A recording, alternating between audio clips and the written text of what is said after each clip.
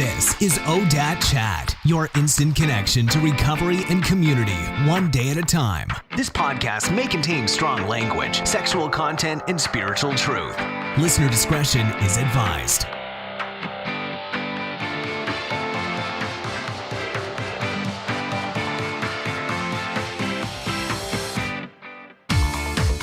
Today's episode is brought to you by Audible.com. This is my most favorite app. I have about 64 book titles on my phone. I don't listen to the radio that much anymore. I listen to Audible books when I'm driving or going to the grocery store or shopping at the mall or whatever, or laundry, who knows. So I just am obsessed with, obviously, with this app. There are so many amazing authors out there, some who have been on the show. And I think the one I'm listening to right now is called Playing Big by Tara Moore. She's amazing. So if you want to try it out, you can actually get your first one free by going to ODAATchat.com. On the right, there's the Audible button. If you sign up for a membership, you get your first book free. I hope you enjoy it as much as I do, and shoot me a message on Facebook. Let me know what you're listening to, and maybe we can talk about it on the podcast. Welcome to ODAAT Chat. My name is Arlina, and I'll be your host. If you're new here, this is a podcast where my guests and I talk about how to recover from alcoholism and many forms of addiction. Today's episode is probably one of the most important I've published to date. Through this conversation with my new friend and fellow recovery podcaster, Rick, I learned about the increasing rate of alcoholism and suicide among first responders, the tragedy and horror they see on a daily basis, and the culture of, holding it all in and kind of sucking it up, not talking about it. The stress that they feel on a day-to-day basis can really lead to, unhealthy coping mechanisms is putting it lightly. But, depression and extreme cases, alcoholism and suicide. It was very important for me to get Rick's story out. His courage in coming forward, breaking that silence and telling the truth of the struggles he faced will be the catalyst for another to reach out and ask for help. As a society, we really need to do a much better job, to help those who are there for us in our worst moments of crisis. It's really my hope that Rick's message will reach another standing at the abyss to know that they are not alone. Please be advised that some of the content may be difficult to hear. And with that, it is my great honor to share this conversation with Rick. Well, Rick, thank you so much for joining me on the ODAAT Chat podcast. Thanks for having me. I'm excited. Yeah, so we are both recovery podcasters, and I was on your show, so this is going to be fair play. And That's right. Well, that show's actually gotten more downloads than any of them so far, so that's great. Is that right? It was super awesome. I tell everyone, it's like, you got to listen to this podcast because I'm doing my own self-promotion for you because it is so, my mom said it was the best one yet. My mom's my biggest fan. Sweet. So yeah, moms are great. It was for really that. great. Yeah, although I haven't had my mom listen to this. I think it's just too dramatic.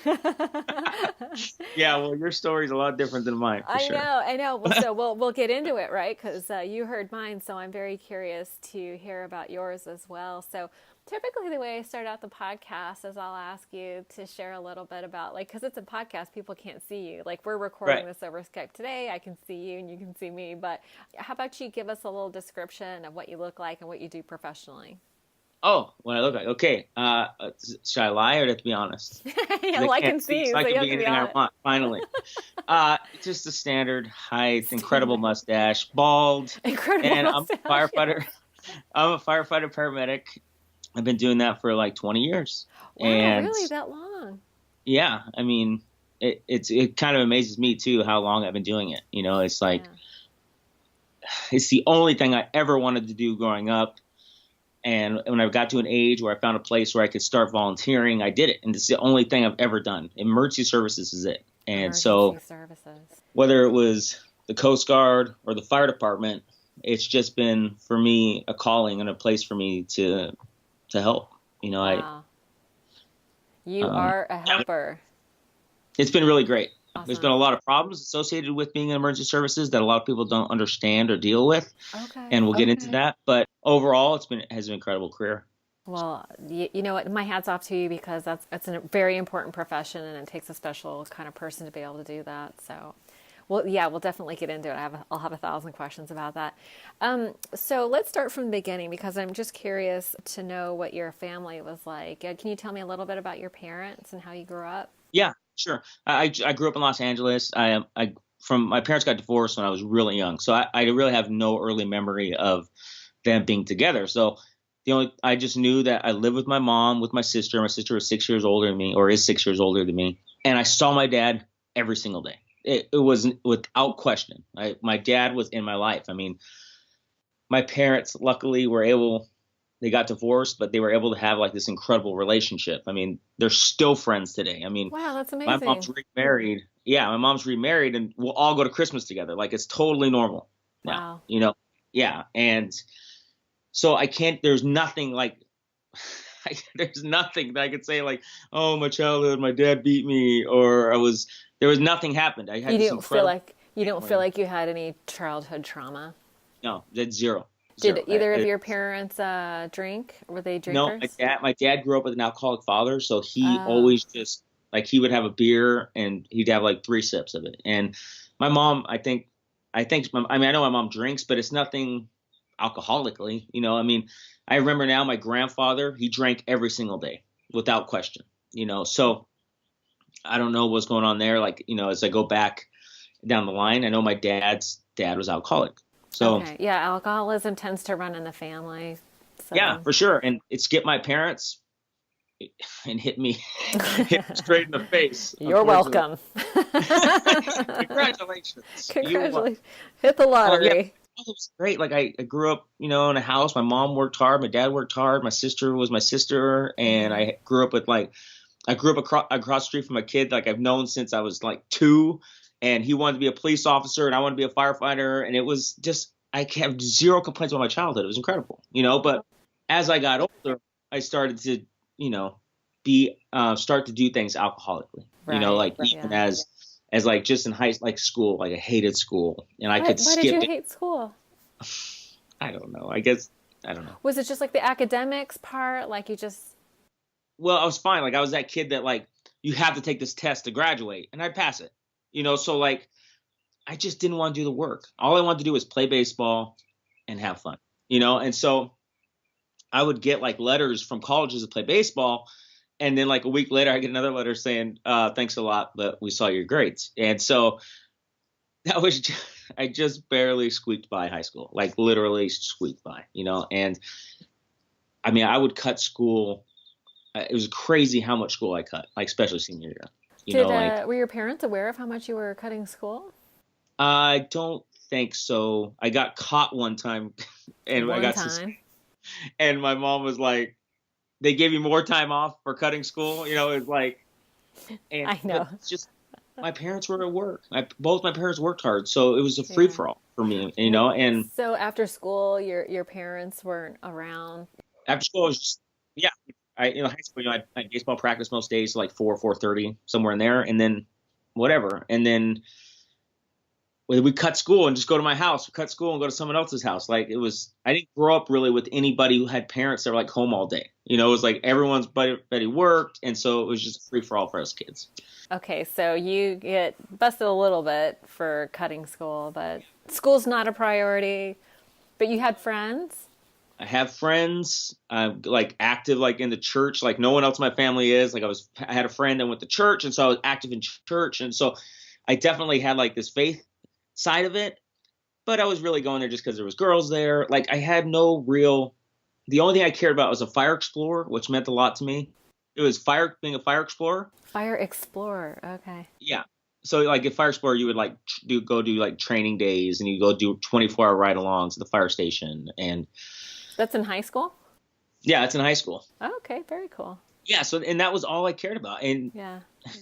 And you know what? I met my wife, or my ex-wife now, in high school. We started dating when I was like 16 or 17 years old. Wow. Yeah, and she was a couple years older than me, and I fell in love with this woman, and through high school look, we had zero problems, like we had an incredible relationship. So when I got out of the Coast Guard, when I got out of high school, I didn't really know what to do with my life. I was like I went to like a private fire academy, got like my EMT finally, and started working for private ambulance. But I was still that kid that didn't take things real serious. I wanted to be a firefighter, but I had no like real path to do it, so, but my wife was with me the whole time. We ended up getting married in October of 99, and she came to me and said, I'm pregnant one day. And this was probably like in November or December. And so now I'm starting to freak out. I was like, I don't know what I'm doing with my life. I'm half-assing everything. I have a wife, and now she's pregnant. So I decided to I was like, I got to join. I'll just join the Coast Guard, and that will help things, And why did you think that would help things? Well, because, it would give us a place to live. It would give me a stable paycheck. There's medical, take care of my family. My wife's pregnant. But so we were living in Oregon, so I had to go to San Francisco to sign up for the Coast Guard, like take the ASVAB test and do all these things. And when I fly back into Oregon, my wife meets me and she's crying and she's like, I had a miscarriage. Aww. And I know, and it was devastating. And on top of that, I was like, I just joined the Coast Guard. I just joined the military. Now what do I do? So, and this is funny. This is where I finally had like my first like alcoholic behavior kind of show up, right? I'm in boot camp, and my wife wrote me every single day, right? And we had right before week 8, where we were going to graduate on the Saturday before that, we got 12 hours of leave, right, from boot camp. And so we're all dressed up in our military, dress uniforms. And they told us, do not come back drunk. They told us that. And first thing we did was we went from at 8 o'clock straight to a bar, and I drank till blackout. Oh my God. And we, at like 1 in the afternoon, we went and got like a hotel room and like slept till like 6:30, and we'd be back on the base by like 7, something like that. And so we get back and we had to all line up, in front of our bunks, and you can see half of the group is swaying because they're too. And so luckily for me, and again, another thing where I just slide by is I didn't have anything to do that night, because a lot of guys would have watch and stuff in the middle of the night. So I just got to go to bed. And guys that went to watch end up getting relieved of duty and get sent back the first week of boot camp. Now, my wife's already driving across country. Like, the fact that I jeopardized that whole thing and her having to turn around to go back, like, that's crazy to me. Oh, okay. But that was just a start. That was just a glimpse of what my life was to come, And so we graduate boot camp. We get sent to Boston, Massachusetts. We've never lived on the East Coast. We've never lived in snow. Like, this is completely overwhelming. We're there like in February. And yeah, as soon as we get there, my wife's there. I give her a hug, and I go to the ship and I leave for like 2 months. And so my wife is just in Boston by herself, like snow covered cars, and like, just, what do I do now? Oh my God. And it was crazy for her. And it's crazy that she just did it. That's the kind of woman she is. She just handled it. She got a job and she was fine. But we would go out on the ship and we would get Liberty, and the first thing we would do is go to the bar. So first thing was always on my mind, let's just go to the bar. Let's go to the bar. But wasn't that sort of like isn't that common practice though? Didn't all the guys do that? Yes, they did. I think it's very common practice. I don't know if drinking till blackout was everyone's idea of fun. Okay. But it seemed to be my idea of fun, was like, just keep drinking till it's over, and then someone will drag me back to the ship. And that's just what I did. Party till you puke kind of a thing? Yeah. And so drinking was like becoming like this huge, it was every time we get Liberty, we drank. And that's just what it was. And, I end up promoting, and we get sent to Alaska. And on our way to Alaska, 9/11 happens. And wow. Man, I remember how devastating that was for me. And I remember I was like watching it on TV and seeing these towers fall. And I wanted to be a fireman, right? Still, it's the only thing I wanted to do. Oh, right. And my ex-wife was like, okay, my mom and I are going out shopping, right? And I was like, I couldn't understand how somebody could go shopping on a day like this, right? Like, it really messed me up. And it kind of really put me in a funk, that then all these firemen are dying and all these civilians are dying, and how crazy of a situation that was.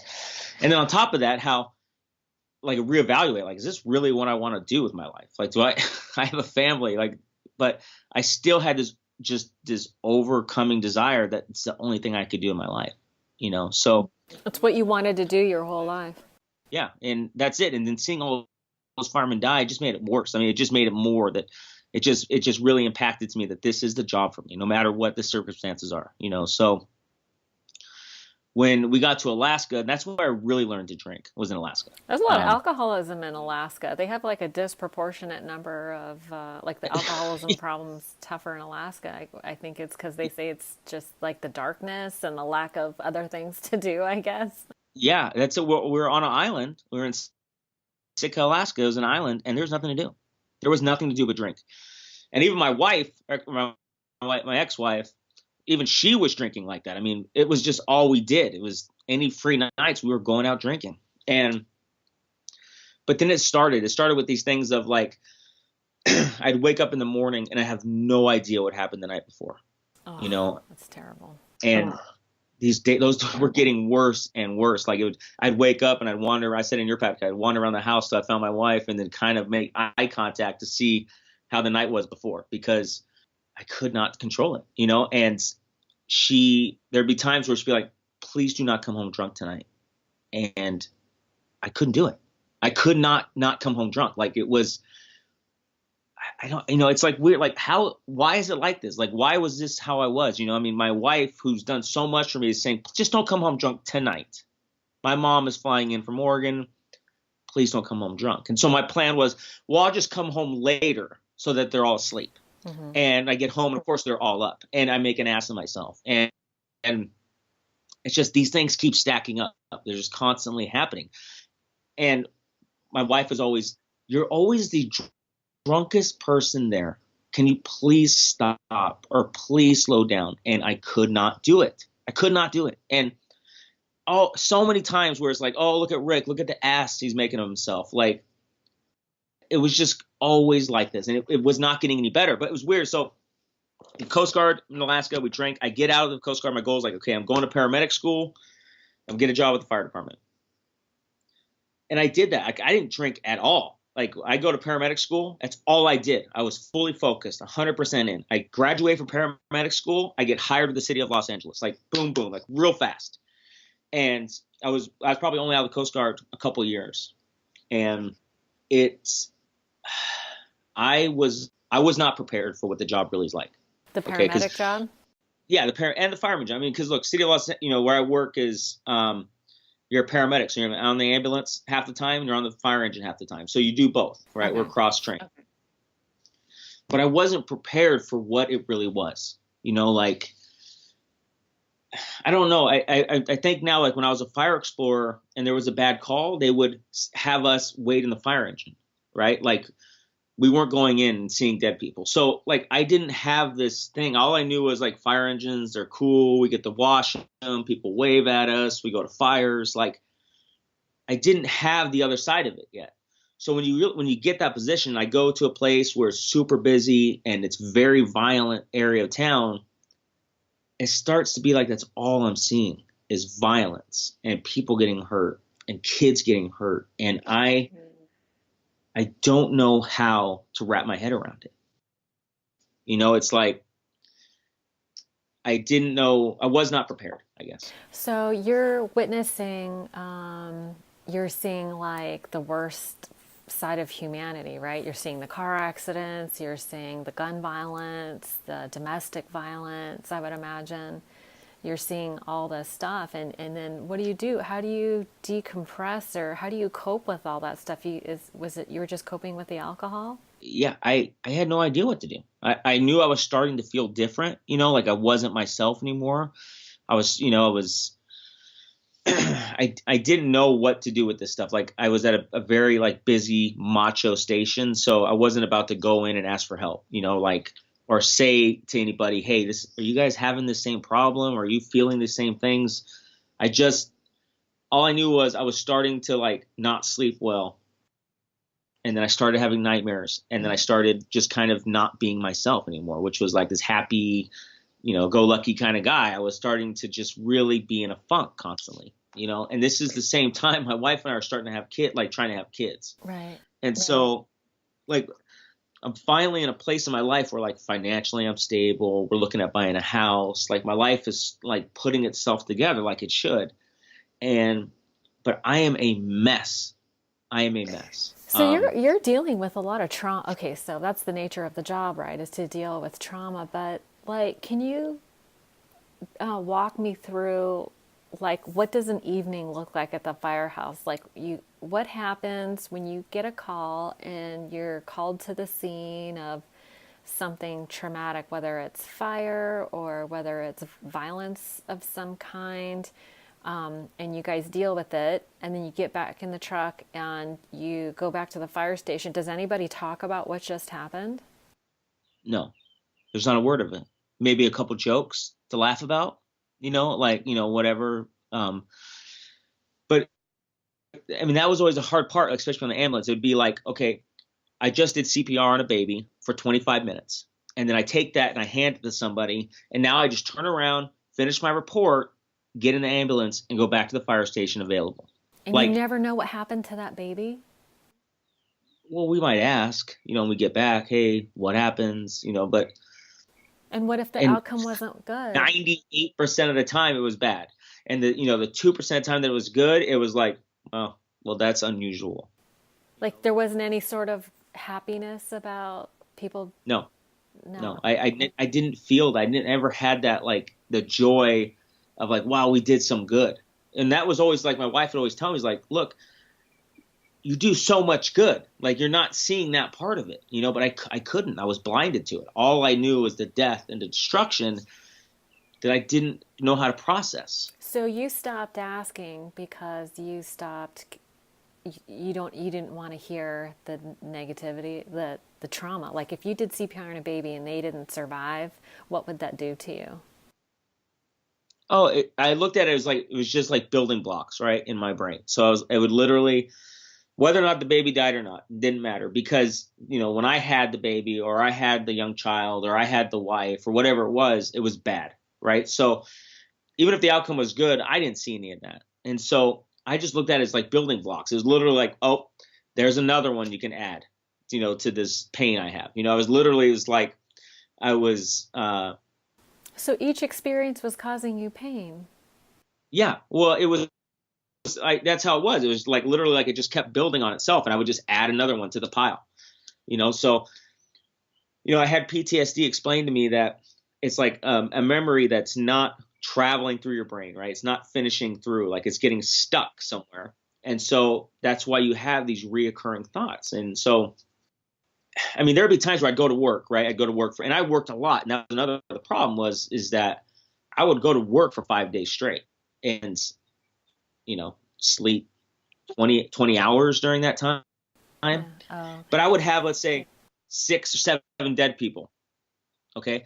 And so all those just keep stacking up. There was no relief of like, it never ended. It was never like, oh, you got this guy and he did CPR and he saved his life and they start talking to you. And then you saw him at home with this kid. It was just always like, no, he was at home with his family at a barbecue and he choked and then now he's dead. It was always like that. It was just constant death. And some guys just deal with it. Or, guys and girls just deal with it. I don't know how. I don't even understand it. Like they seem to be unaffected. Yeah, they seem to be just some guy. They can just handle it. To them, they can just write it off, or they can see the good, or they can see what they're doing. Or I don't know. I really don't know what the answer is, and that's what I'm trying to find out. Now, what I'm finding out is that a lot of firefighters are not dealing with this. They're not seeking help, and they're just holding it in, and then they just shove that shit down, right? That's it. They just keep shoving it in. Death after death after death. They just shove it down, shove it down, shove it down. Right. And I'm sorry, I cut you off. You said that or suicide rate for firefighters is. Go ahead. You were just sorry. I think there's a little bit of lag in the stupid Skype. Oh, sorry. Yeah, there is. I don't know if that's. But... So you were saying that the suicide rate is high, right? Okay. Yeah, super. Yeah, it's in 2016 there were 98 firefighter line of duty deaths. That was dying of fire, dying on the way to on the way to a call. But there was 217 firefighter suicides, and that's Ooh. that number's boggling to me that so many people are not seeking help. You know, they're either drinking or taking pills or shooting drugs, and they're not seeking help.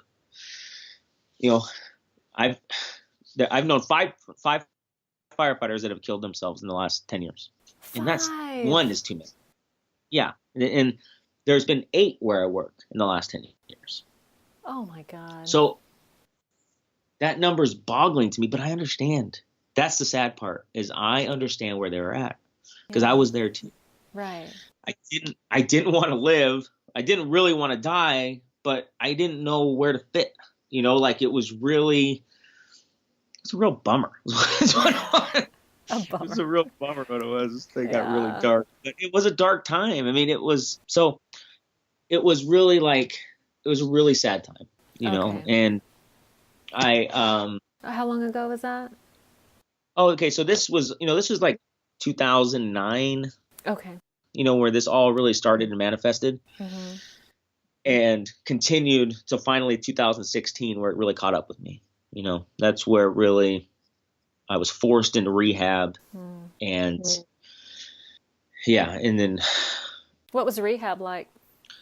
Rehab was like a fraternity. And that was my biggest problem. I didn't, you know, I was in there and I had no responsibility. I was with another firefighter from a different county. You know, I was with a paramedic, like 3 like-minded minds, you know, because in rehab, there's a lot of 20-year-old heroin addicts, right? So, really, which is fine.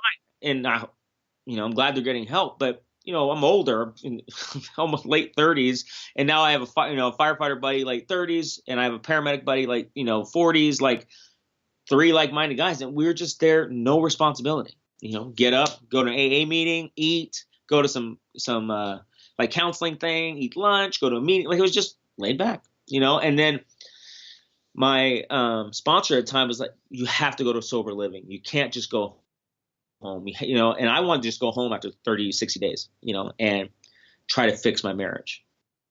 And that's where I feel like it really messed my life up, because I feel now I should have just gone home, worked very hard to save my marriage and my kids. Like, that's what I should have done. Instead, I went to sober living, which was a joke. It was a nightmare. You know, it was like I lived in this beautiful house with the 3 guys I told you about. We had no responsibility, you know, like I was only going home to see I lived like 5 miles from my house, but I was only going home like once a week or whatever, you know, I had reasons at the time why I was doing that, but it was really just because I was having fun. I didn't want to, right? There's a wife there that hates me. There's responsibility there. And it was just easier to be at this place for nothing. Like, I have nothing to just fun. That's it. We'd go to the gym and we'd go swimming. We had a pool. Like, it was fun time. And, you know, that's where like my wife, you know, we started to really like not do well. She was fed up with me, you know, and it was really, really hard. You know, it was a bummer, you know, and it finally got to a point where she's like, she divorced me, you know, and I don't blame her one bit. Like, I don't even look back at it, you know, and I can't really say any ill feelings of her, you know, like what is she supposed to do? You know, she didn't sign up for this, you know, she didn't sign up for this maniac that was living in her house, you know, who was lying about going to meetings and lying about my sobriety, and who put everything first except his family, you know. So when did things start to turn around for you that you decided to, like, you really embraced and really wanted, like, embrace the program and wanted to change? Like, what happened? So I, you know, during that period where, you know, I told my wife that I wanted, like, she went to Oregon with the kids, and I was like, fine, we're separated, you know, and then I like started having a relationship with another girl. That didn't help saving my marriage at all. Really? For obvious reasons. And then I relapsed, right? Like, everyone saw it coming, you know, it was like, it was inevitable. it was absolutely inevitable that I was going to relapse. I mean, because I'm living a lie. I'm not fixing my family. My sponsor is like, what are you doing? You're like, you're doing everything I ask except one thing, you know? and I could not, and I relapsed. And so I relapsed, and my sponsor, I was like, I had to move to the valley, like move away from where I was living, move with my dad, because, you know, my wife sent me divorce papers. I'm back with my dad, like living on a couch. And my sponsor's like, told me, here's your new sponsor. And he gave me a new sponsor. It's actually one of his sponsors. He's got like 26 years of sobriety. And I met this man, and he's very intimidating, huge black guy. And the first thing he says to me, he goes, I have nothing to do, right? Because I'm suspended from work. So I'm just off, you know? And he goes, you're going to go to a 5:30 meeting a.m., right? And I'm like, whoa. I was like, I got nothing really going on. I mean, I could hit that 8 o'clock, no problem. And he's like, no, go to this 5:30 meeting and sit next to this guy. And at this point, I was like, my life is in absolute ruins. I mean, my job is on the line. My wife left me. My house is gone. My kids are moving to Oregon. And so I was just done. They say, like, when you hit the bottom, you hit the bottom. I mean, there's no more to do at that point. And so I just did what he said. Finally did what he said. You surrendered. I finally surrendered after how many years, unfortunately, of people begging me to surrender. You know, like my first sponsor, I went into the first meeting and I saw this guy take a cake for like 25 years and he had 2 daughters and a wife. And I was like, that's me. And I ended up like, this guy was like he was like the guy, right? At the AA hall. There's always that one guy is like the guy. And he would tell me, like, if you don't make this a priority, you're going to lose your family and your job. He would tell me this for years, and I would say, you don't know what you're talking about. My job is fine. My wife is fine. And he was right. Like, he was like, make AA a commitment, right? Like, come to meetings early, leave the meetings late, like, put yourself out there, put your hand out there, meet people. And I refused. I went to meetings late. I left early. I lied about going to meetings. I was that guy. They're like, oh, there's that guy. Like, we know his face. We call those people rim runners. Yeah, exactly. Just running the rim of the rim. They never really exactly what I was doing. And so anyway, so when I go to this 5:30 meeting, I meet this guy who wasn't my sponsor, but saved my life. You know, like, and he's a guy like I would call in, like, so this is not my sponsor. This is just a guy, right? And so I have a friend in sobriety. I feel like everybody needs a meeting buddy. Yeah, for sure. And this is that guy. He's got, like, you know, at the time he had like 10 years sober, and if there was, and I'm sure you guys in your meeting halls you have that guy too. But like, if there was a guy who could be like the spokesperson for AA, this is the guy where I go to meetings. Like, he knows the book, he knows the pages, he quotes it, he doesn't talk down to me. Like, he's my friend, but he's also a mentor. Gentle guidance. I just did what he said, right? They told me, stop seeing that girl. And I didn't want to. I was like, no, I'm in love. No, I'm in lust. And I'm like making, again, other things a priority other than AA. Right. And so finally just gave up. I was like, I'm done. Whatever you guys want. Like, I don't care anymore. You know, my sponsor's like, wipe the tables when the meeting's over. Meet someone new at every meeting. Ask for a phone number. And all, you know, I've already been through the steps like twice through the summer, you know, because I was like a maniac. I was just, that's the thing. Like, now I'm a person, right? You tell me what to do, I do it. So my sponsor would give me directions. I do it. We do the steps, you know, and it was just, I just did what I was told, you know, and my family's like, how many times are you going to make amends to us? You know, like, like, when are we going to just finally be done with this thing? You know, when are you just going to be different already? And through this, like, look, I lost my wife and I lost my best friend though, too. I lost a friend that I've had since freshman year at high school. And he's a fireman, and he's my best friend. But he's like, I'm done with you. I'm done with your lying. I'm done with you calling me all the time in tears. You need to go to rehab. Like, he goes, I'm done.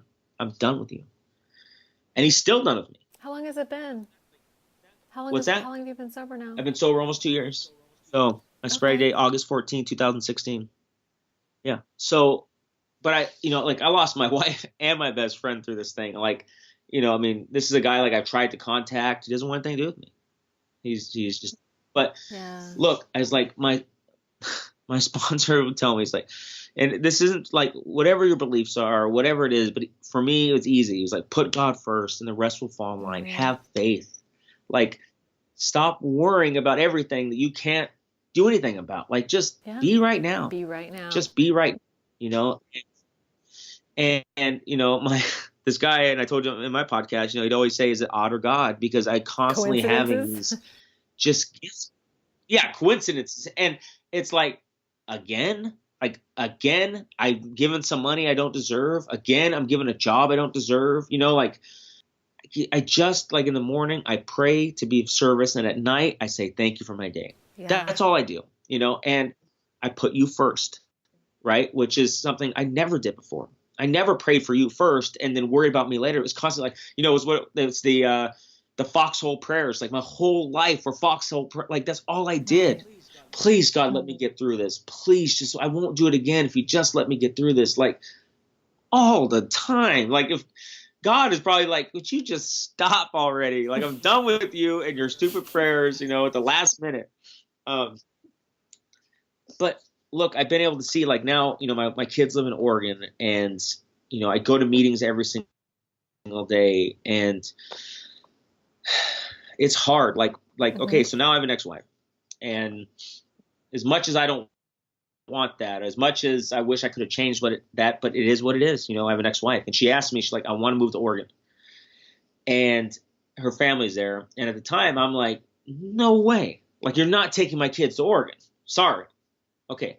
But she can't afford to live in the house that we have, right? And so I'm like, great. Now they're going to be living in an apartment somewhere just so I can see them. And I was like, and so I struggled with this thing of, like, are you going to be selfish and keep them here and make them live in an apartment and make just so you can see them 2 days a week, or, you know, like, and so I just, like, prayed about it for like 3 weeks or something. And I told my wife, or, you know, I was like, fine, move to Oregon. Like, the kids will be better there, you know? And so now they're in Oregon. And so, you know, what's funny is my wife would have never said to me before, like, she trusted me zero at the point when we divorced, you know? And so whether it was money or alcohol or pain medicine or girls, like, she did not trust me at all. And so now, like, I pay child support and alimony, and I don't want to pay child support and alimony. It is devastating, right? The state of California. It is devastating, but it's my job now, right? It's my job to take care of my kids and take care of my wife. I mean, look, the woman didn't have a job. She was a homemaker. So now she's forced into the world.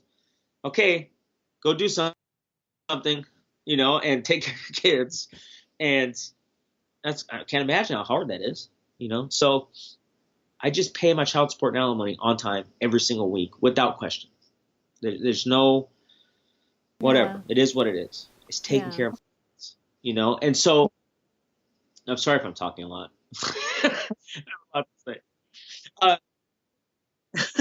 But, you know, it's like, you know, she said to me, because there was a money issue, and she was like, I trust you. And that was like, wow. Whoa. After a couple years of doing the right thing, you earned a certain degree of trust. And I know she's still very mad at me. I mean, I've heard it, you know, every once in a while I'll get, you know, days where it all comes out again. And I just have to sit and listen, you know, and I just keep saying, I'm sorry. You know, she won't let me make an amends to her, which I don't blame her. She's heard 5 of them, you know, like, I've tried to make amends to her multiple times. She doesn't want to hear it. So when she does have days where I hear about everything I've done to her in the past, all I can do is say, I'm sorry, I won't do it again. You know, I can't. So are you talking apology or like a true amends? Because it sounds like you're doing the things. You know, it's not even that, because it's not a conversation. It's just her getting it out.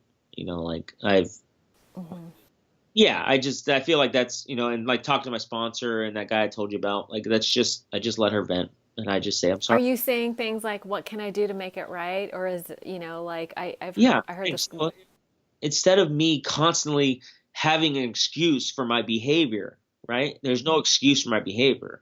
I was just selfish and self-centered. Yeah. So you give her space to vent. Yeah, for sure. But it sounds like the man you are today is very different. Like the man you've been in the last couple of years is very different than the man you were all the years prior. Right. Like you've stayed sober for 2 years. You're sending the money. You're not creating any new wreckage. You're offering a safe space for her to let her process her feelings, right? And you have continued to, deal with the feelings as they come up for you. And we were going to talk a little bit about, we've been talking about the family afterward, which is kind of a common theme in the rooms of recovery. But, in light of what you shared, it's like, what are you doing for, like, how do you heal that PTSD? Like, that seems to be like something that you have to process. Like, that seems like a big part of what your healing might be. Yeah. Well, the one thing I got out of rehab was I went to this thing called EMDR. Okay. Oh, I've heard about that. Tell me a little bit about more. What does it stand for? Yeah, it's absolutely crazy. It saved my life. Oh boy, when did you ask me that? As soon as I said it, I was like, she's gonna ask me. It's okay. I can look it up later and put it in the show notes. But I've heard of EMDR many times before as a way of processing trauma. But maybe you can just tell me what your experience with it has been like. Yeah, I'll tell you, it saved my life. I can't believe I know the answer when you ask me. Now it's gonna bother me. It saved my life. And so what it is you come up, you talk about every scenario that bothers you, right? So whatever. For me, there was like 5 or 6 situations that bothered me a lot and that I constantly thought about. And so what they do is they give you these little vibrating pods, and these pods vibrate back and forth, and you put one in each one of your hands and they vibrate back and forth. Okay, I'm sorry, real quick. EMDR is eye movement desensitization and reprocessing. Oh, that's good. It's a psychotherapy treatment that was originally designed to alleviate the distress associated with traumatic memories. Okay. So they give you these pods that they vibrate back and forth. And so the first thing you do is you come up with this safe place. Okay. And for me, my safe place was where I go camping every year with my family. Okay. And what you do, you literally like close your eyes, you have these pods in your hand, and you talk about your safe place. And what you do is you like every detail you can come up with, you talk about every like smells, what you see, you got to be as exact as possible as you go through this. And so once you get that established, then you come up with like your safe person, right? Somebody in your life that you trust no matter what. And so it was funny. It's like I did my best friend, the guy that doesn't talk to me anymore. I did my grandfather. And then my third one was Deadpool. She told me I had to have a superhero. Oh, so, oh my gosh. Okay, that seems appropriate for you. It was Deadpool, because I thought it was hilarious. But I can't explain. I tried to tell people, please see a therapist that does EMDR because it will save your life. Wow. Like, it's that great. And so you go through these scenarios and you go through them every inch, every little thing you can remember about each one of these scenarios, but you're taking this person with you now. So you take whoever your safe person is and you go through this whole call, this whole thing that bothers you. And at the end, you come up with the positives that come out of it, right? And then, but it was just, it was absolutely incredible. And can you, like, I'm sorry to interrupt you, but can we get into some specifics? Like, what were some of the positive outcomes that you learned about a traumatic scenario? Well, for me, it was always, at the end was like, you did everything you could do. Aww. Right? Like, that was the biggest one for me, because there was always this side of you like, could I have done more? Was there something else I could have done? Like, is there whatever? But in a lot of situations, there was nothing I could do. There was nothing nobody could do. We're talking about events that just happened, right? Like, can you give me an example? It's a bummer. Sure. I mean, I don't know if we want to get into it in here, but I mean, just at a high level or whatever. I had a call, where I went in and there was 3 kids, ages 4 to 11, and they were all stabbed. They were all dead. God. They were dead. No one could have done anything there. Like, there wasn't anything for us to do except leave.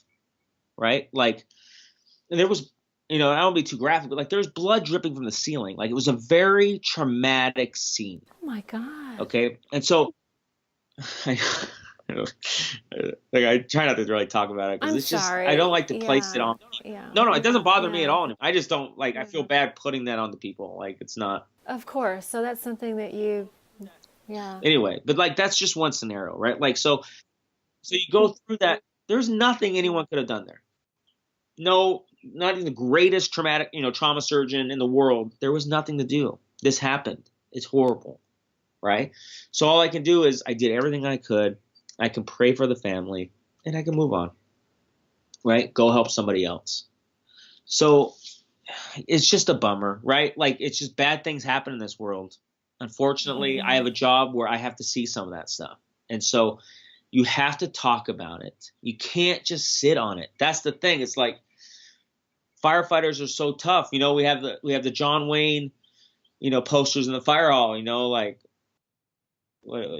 courage is saddling up and when you're scared and doing it anyway, or whatever, those kind of slogans. Like, we're not going to get back in the fire engine and go, man, are you okay?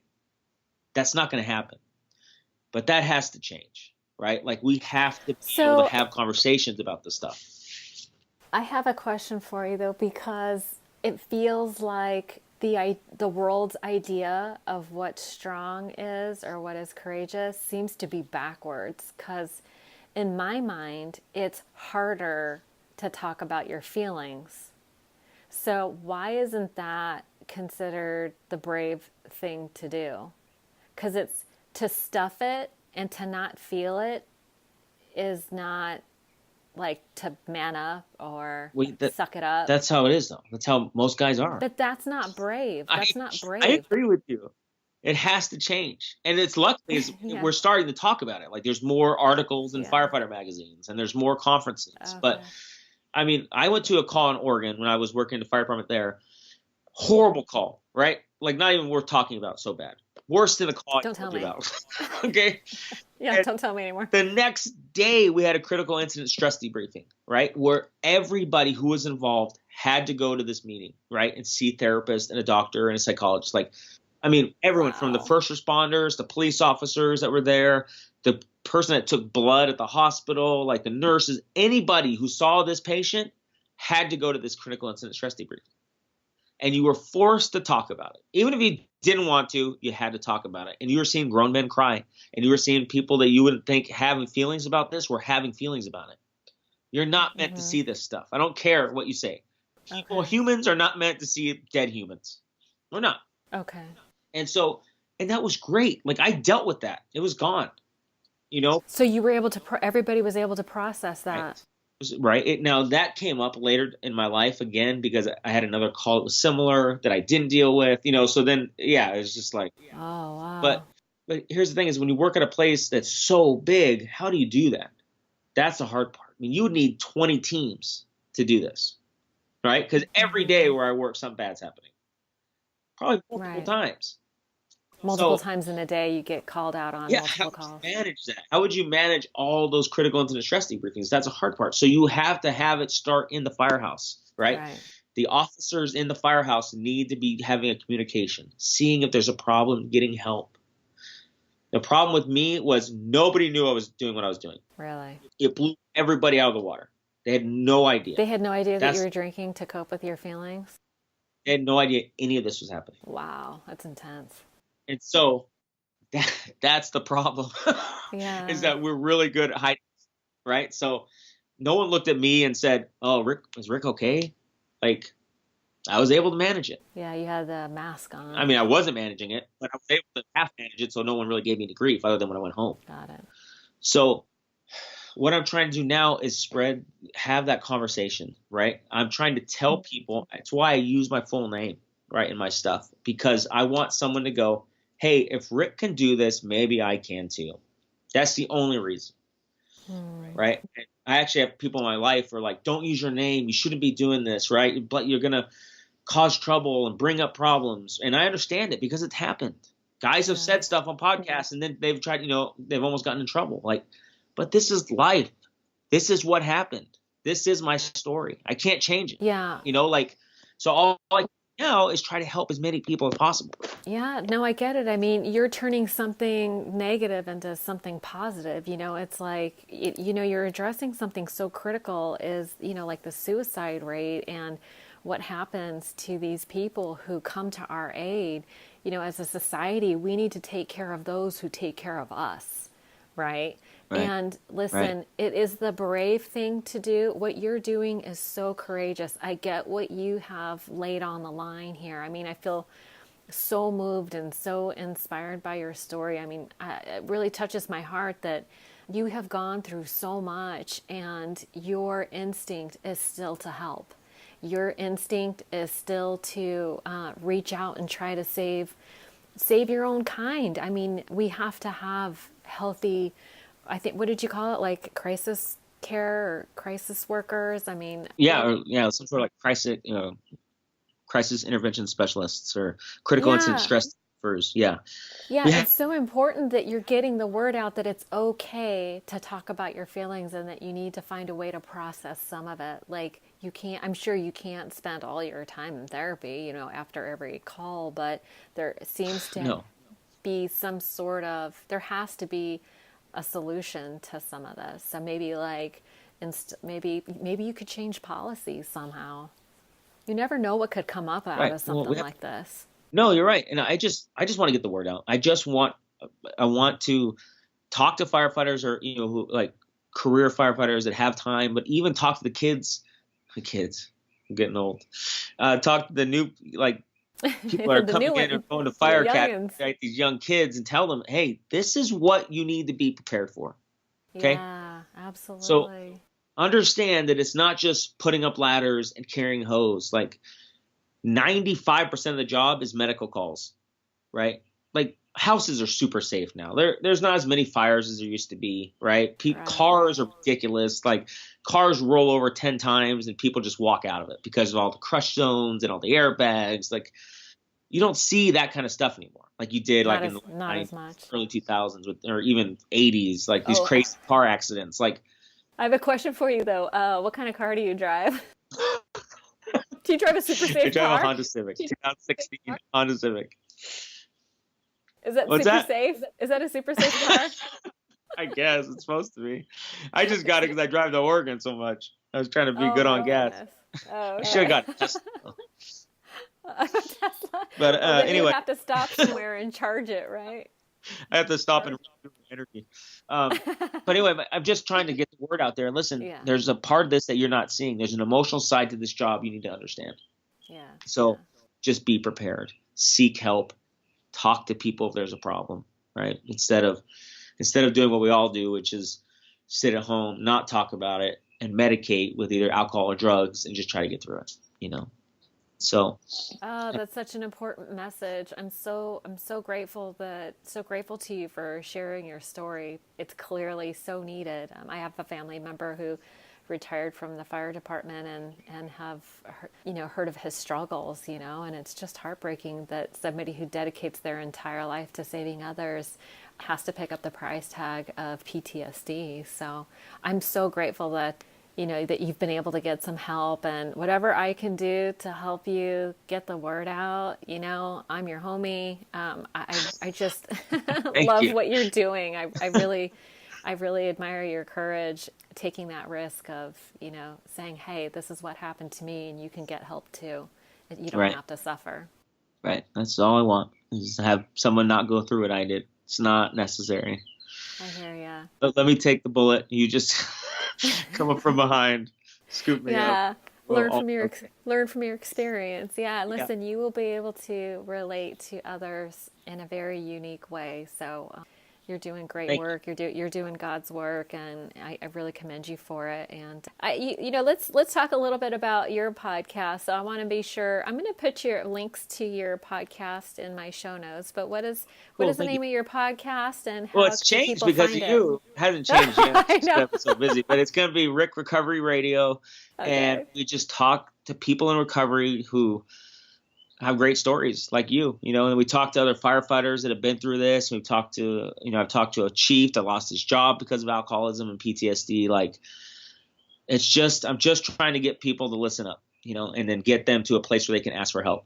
That's all. So you can find me on Facebook, Rick Radio still, and then you'll put show links and all that good stuff. I'll put links on the website at ODAATchat.com. Well, listen, I am so grateful that I got to meet you. We met in the funniest way on a Adam Carolla podcasting class. He's an otter god. Arlina. Is it odd or God? Right. Coincigods, as my sister likes to say. So, yeah. Well, thank you so cool. much. I appreciate it. You're doing God's work also. I mean, your podcast is great. So I appreciate it. Well, thank you so much. Well, listen, if you were here, I'd give you the high five. High five. Virtual high five. Thanks so much, Greg. Have a great day. All right, thank you. Bye-bye. Okay, bye.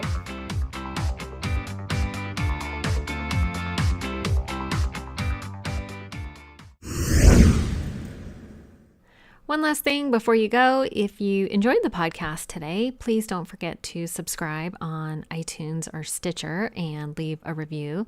And if you'd like to make a donation to the podcast and help me keep the lights on, you can do so by visiting ODAATchat.com. There's a donation button or membership button on the right-hand side. Have a great day. Thank you so much for joining us.